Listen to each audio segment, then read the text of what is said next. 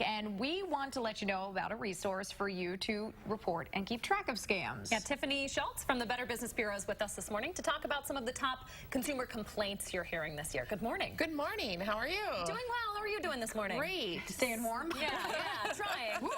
So I want to talk about, you folks put together two lists. The first being the top 10 most inquired about types of businesses. The second one, the top 10 most complained about types of businesses. And this first one is sort of good news, right? Because it shows folks are doing their homework. It is. We have two vastly different lists that are out there. The most inquired types of businesses are typically businesses that you would use for a homeowner would use. Contracted services. Rounding out the top of the list is roofing contractors, followed by construction services, followed by HVAC. And over 100,000 inquiries were made to the BBB on roofing contractors, which means that consumers are doing their homework before they're hiring contracted vendors to come into their house and perform work.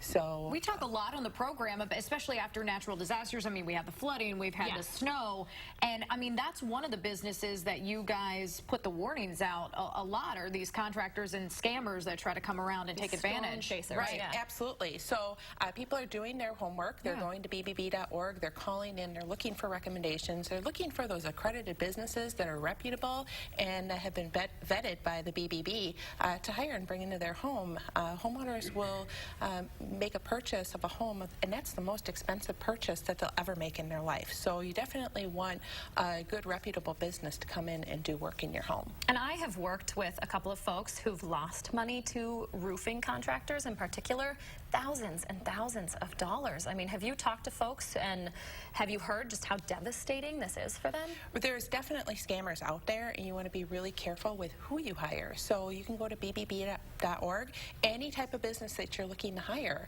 and you can do an inquiry. You can see how they're rated. You can see if they've been accredited or not, and you can go from there and make your decisions before you hire a contractor to come into your home. Those are the businesses that we get the most questions about, but then the most complaints come when we talk about places like department stores and auto body shops and furniture shops.